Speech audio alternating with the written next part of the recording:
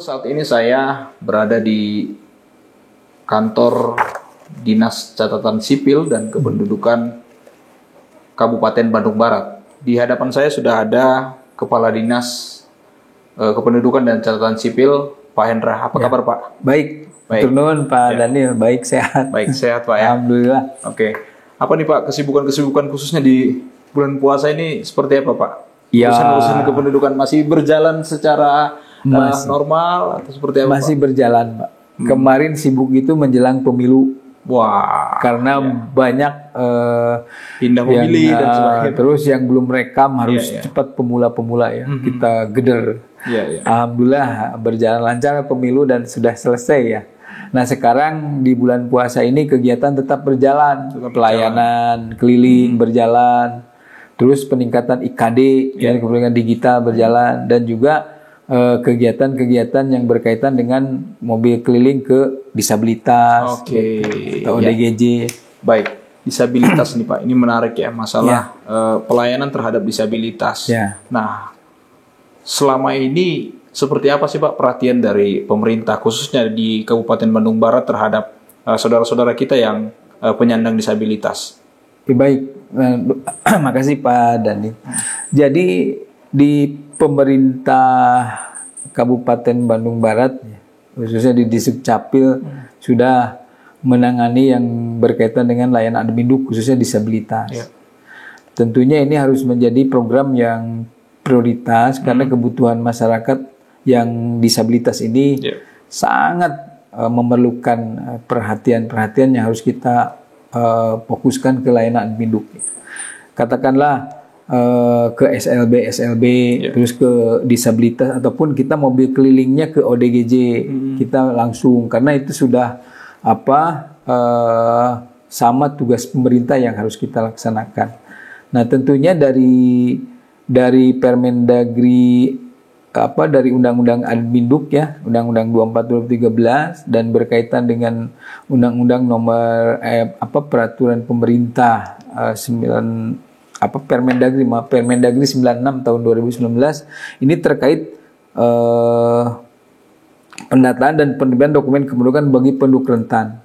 Penduduk rentan adminduk. Nah, di sini ada disabilitas, salah satunya disabilitas. Nah, tentunya ini harus kita laksanakan dengan baik. Dan di kami memang ini fokus disabilitas itu terus, Pak. Selama 1 tahun 2 tahun kemarin itu belakangan fokus karena pertama karena sudah tugas pemerintah untuk melayani yang disabilitas dan yang keduanya menjelang pemilu ini kemarin dan pilkada nanti karena disabilitas itu kan punya hak-hak juga untuk memilih ya, makanya ada administrasi kependudukan.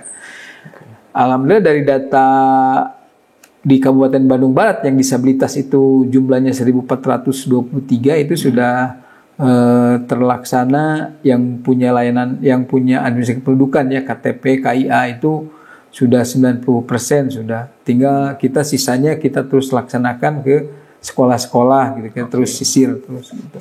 Jadi ada KTP, ada layanan akte kelahiran ya.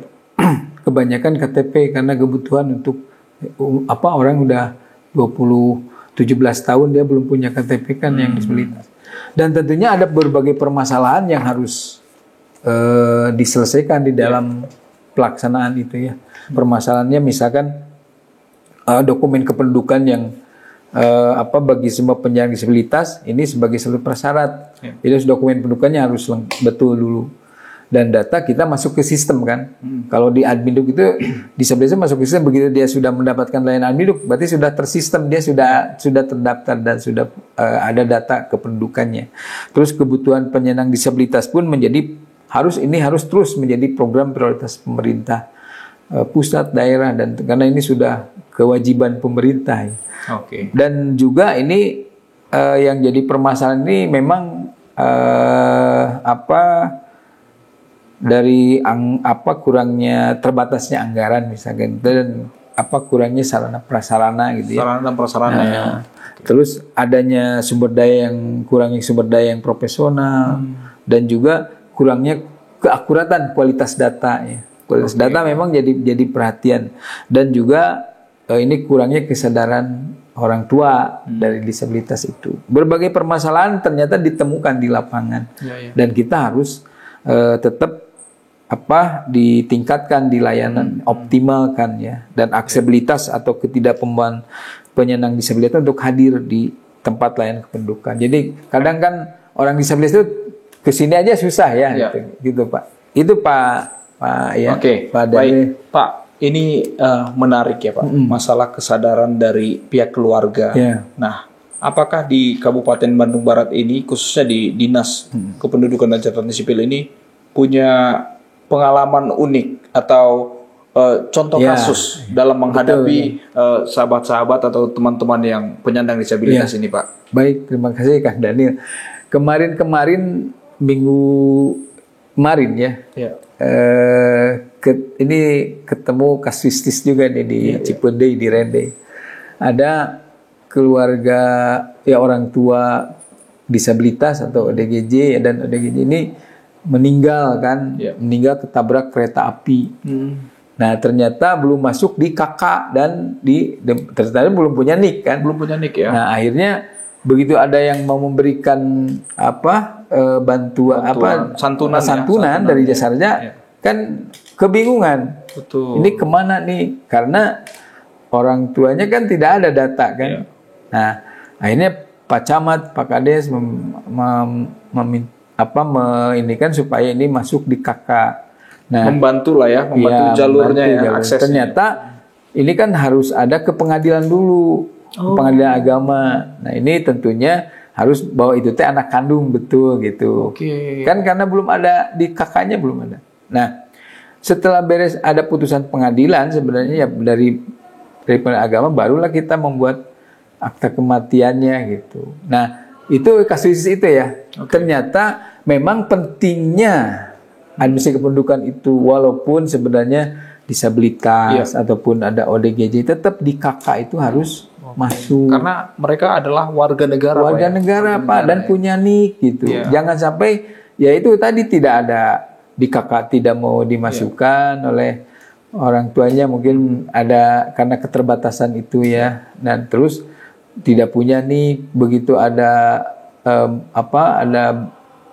meninggal kan ketabrak kereta, baru ini mau memberikan kemana nih jasa harjanya gitu kan ya, dana ini ya, dana yang ini ya untuk santunan ya, santunan. Kan harus ada jelas nih, yang menerimanya harus jelas. Nah itulah kasus-kasus seperti itu. Oke, artinya sangat-sangat penting Pak. Tadi yang Bapak sampaikan harus ke pengadilan agama, artinya jika tidak diurus dari awal maka akan kerepotan sendiri. Sendiri. Makanya ini tetap layanan adminduk itu sejak lahir harus masuk. Sejak lahir itu, begitu lahir harus masuk di kartu keluarga. Karena NIK itu sudah diberikan pas lahir. Sampai meninggal NIK itu. Nah ini jadi jangan sampai ada hal musibah baru kan susah, itu harus ke pengadilan, harus ini kan yang banyak warisnya instansi yang harus dimasukin lagi Pak ya, yang harus dihadapi lagi. Jadi muter ini lagi ya, ada lembaga yang nangani lagi. Sementara kalau dari awal itu bisa ditangani hanya dalam satu pintu di Sdukcapil. Kalau dari awal misalnya bisa di Sdukcapil, masuk di KK kan, masuk terus dia punya NIK kan jelas. Yang memberikannya ke keluarga korban kan ya, yang diberikan santunannya kepada orang tuanya kan jelas. Di kakak kan jelas, nama ayah, ibu kan, anak kan jelas. Nah jangan sampai gitu, jadi jangan sampai kesadaran orang tua itu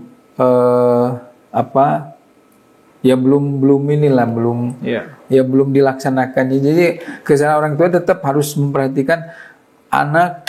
Benar-benar harus dimasukkan data adminduk, walaupun ada anaknya disabilitas. Apapun kondisi anaknya Pak. Apapun kondisi anaknya. Harus didaftarkan Kang Daniel gitu. Oke, baik. Ya, baik Pak. Disabilitas ini kan beragam Pak ya. Iya, betul. Ya. Ada yang teman yang tuli, ada mungkin yang bisu dan tunanetra dan sebagainya, dan ada yang ODGJ, orang dengan gangguan jiwa. Nah, tentunya perlakuan dari dinas itu pasti beragam dan Berbeda-beda unik-unik juga, ya, Pak. unik Nah, juga. apa sih Pak yang selama ini yang sudah berjalan yang dilakukan oleh Disduk Capil Kabupaten Bandung Barat untuk melayani dari teman-teman kita yang disabilitas ini? Apakah ada layanan jemput bola atau mungkin mereka yang harus datang ke sini dengan fasilitas yang sudah mumpuni di kantor ini seperti apa, Pak? Pertama yang kami lakukan di Disduk Capil di Bandung Barat ini adalah jemput bola. Oh, ada. Jemput bola ada. Kita ada mobil keliling layanan terus kepada yang disabilitas. Biasanya hari Kamis ya kita layani untuk disabilitas. Jadi begitu ada yang laporan dari camat, dari desa untuk disabilitas ada misalkan 5 orang ya kita datang ke daerah itu, ke desa, sampai ke desa, ke jauh. Namun ada hal unik juga kalau yang disabilitas atau ODGJ itu kan yang paling repot itu yang ODGJ ya ketika direkam ataupun dipoto kadang ada yang takut, ada yang apa gitu ya. Tapi harus didampingi dengan keluarganya. Keluarga ya. Itu. Oke. Jadi hal itu ya pengalaman bagi rekan-rekan di sini ternyata memang sudah tugas pemerintah untuk melayani yang punya kekurangannya warga negara yang punya kekurangan disabilitas ataupun yang ODGJ dan itu sudah tetap kan punya hak seperti kita juga hak-haknya. Oke, Pak, klarifikasi kalau misalkan saya salah ya. Jangan-jangan nih Pak ya, bagi orang-orang tua atau pihak keluarga yang tidak mendaftarkan anak-anaknya yang penyandang disabilitas ini, apakah pernah ada temuan kasus mungkin keluarganya minder menghadapi atau menerima anak dengan kebutuhan khusus ini atau seperti apa Pak? Rata-rata nih. Iya mungkin juga ya yang penting sebenarnya kurangnya kesadaran orang tua. Kesadaran ya. Jadi apa itu disebut minder atau disebut malu kan yang penting kesadaran orang tua itu berkurang ya, kurang.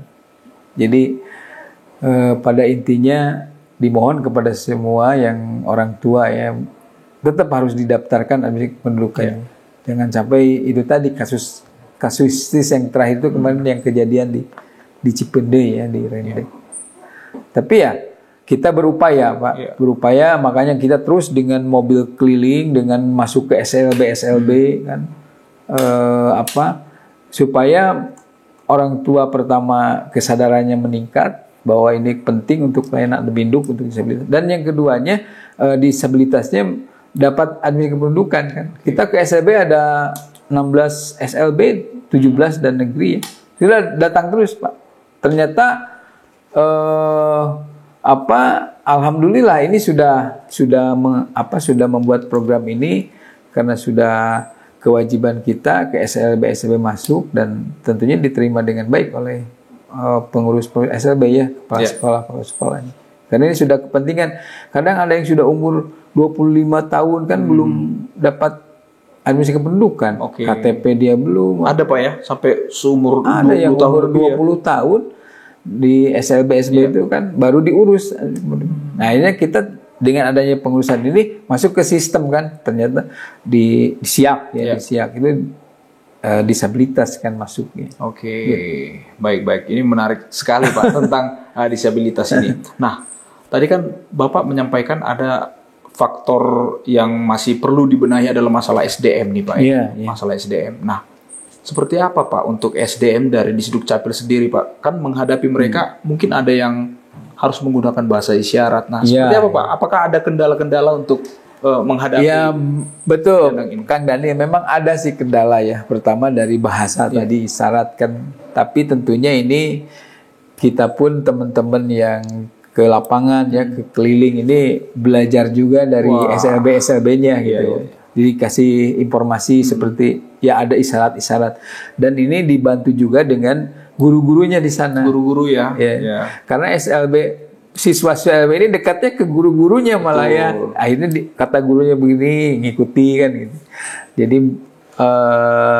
didampingi dengan gurunya. Jadi kita belajar juga bahasa isyarat itu dari guru-gurunya begitu masuk ke SLB itu dan berjalan juga cuma ya tantangannya masih banyak, rintangannya ada. Jadi orang yang ODGJ itu takut, ODGJ bergerak semua lah, dipoto juga susah kan gitu ya.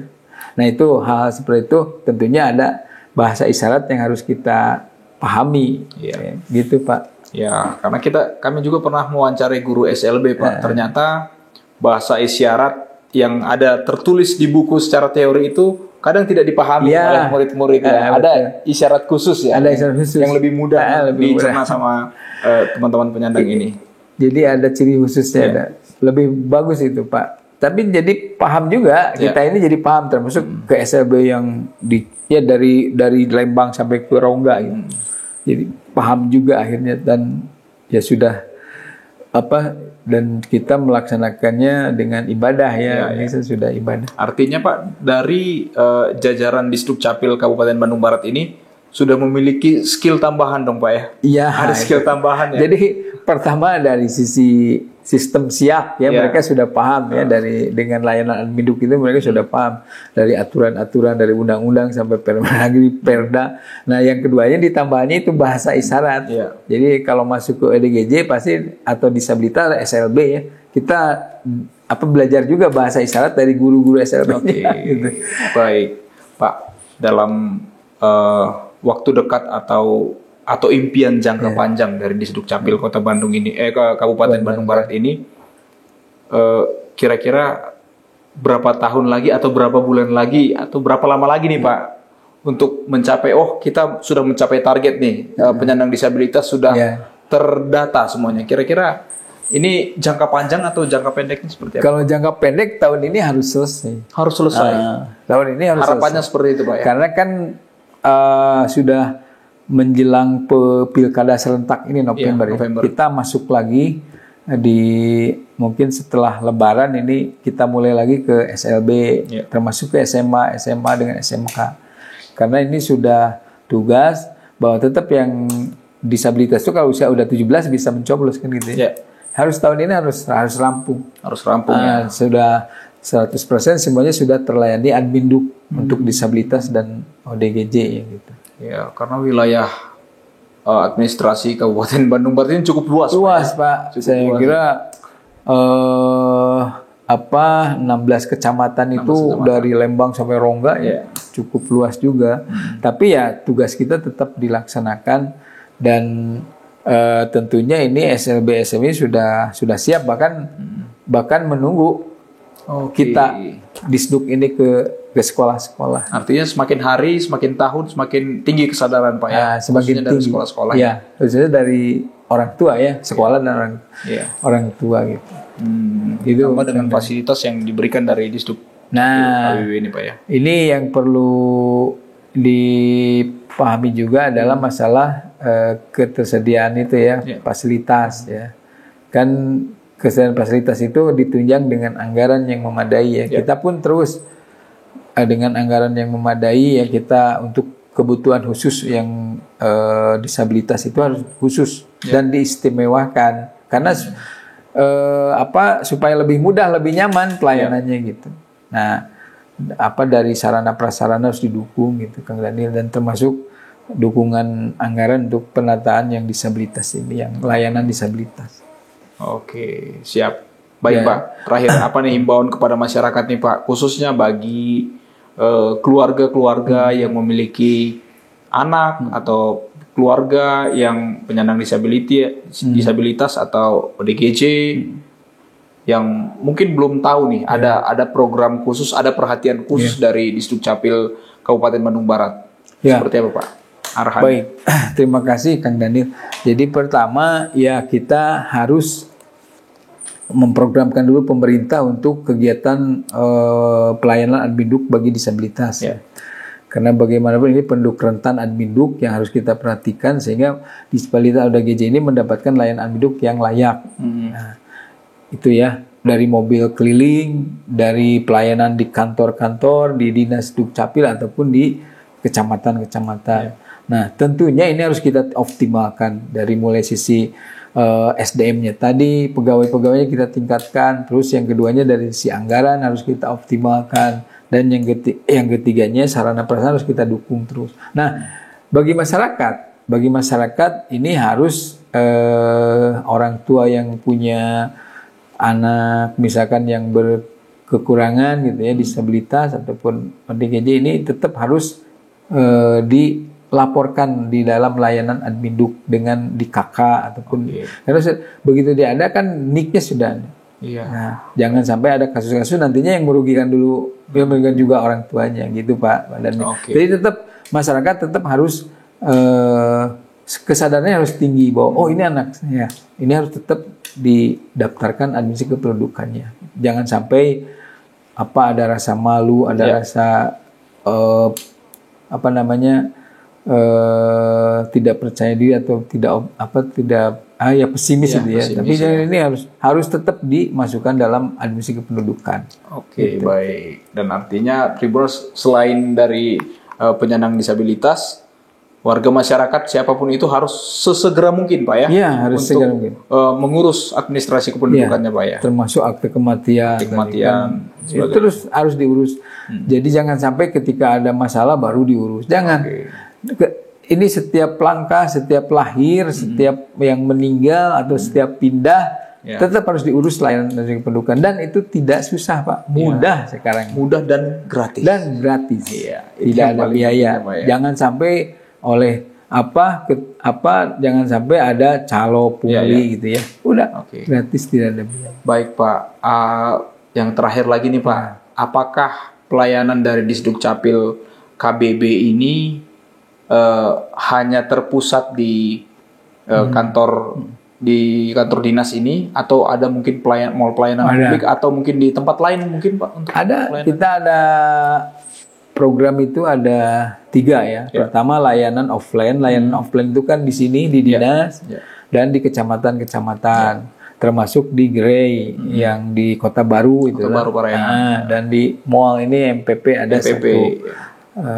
Nah, yang keduanya dengan layanan online Sidilan. Kita terus optimalkan layanan online supaya masyarakat itu mudah mendapatkan semuanya. Jadi tidak usah yang dari Gunung Halu datang ke sini, tidak usah. Udah aja yang Gunung Halu di Gunung Halu, cukup KTP mah. Yang di sini mah ya yang dekat ataupun ke online sekarang lain. Jadi online itu lebih mudah, Pak. Dan anti ngantri, Pak. Iya, anti ngantri dan tidak. Jadi supaya menghindari calo pungli kan itu layanan online lebih mudah karena tidak berbagai birokrasi langsung aja layanan. Tapi dengan syarat-syaratnya kita penuhi. Jadi Permendagri aturan-aturan kita SOP-nya diikuti, cepat layanan itu.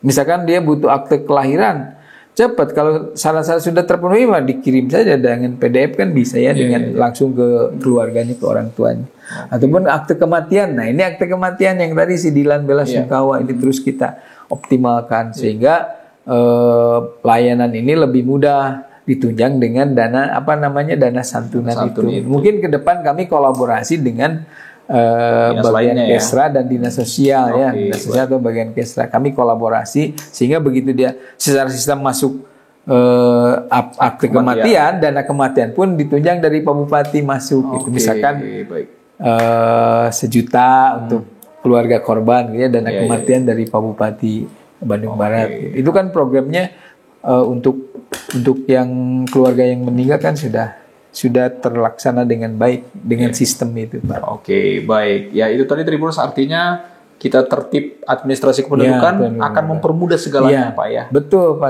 Kita akan mempermudah segalanya. Dengan NIK itu akan mempermudah NIK. Jadi urusannya beres.